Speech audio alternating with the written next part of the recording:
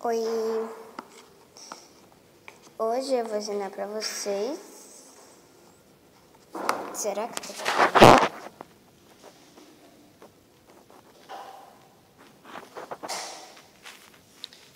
eu vou ensinar pra vocês como fazer leitinho com maisena e tinta. Não pode dar pra sua baby lá. Oi, voltei? Aqui, voltei não, né? Já tava no ar, né? Aqui é o leitinho já pronto.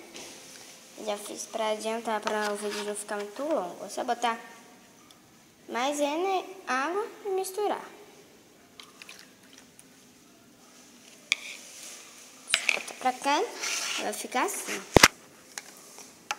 Aí você mexe. Pronto. Aí você bota tinta. Não precisa exagerar, né?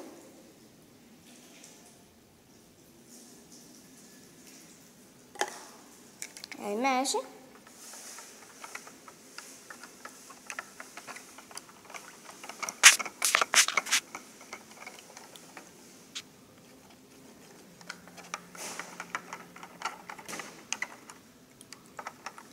Aí como fica, tá vendo?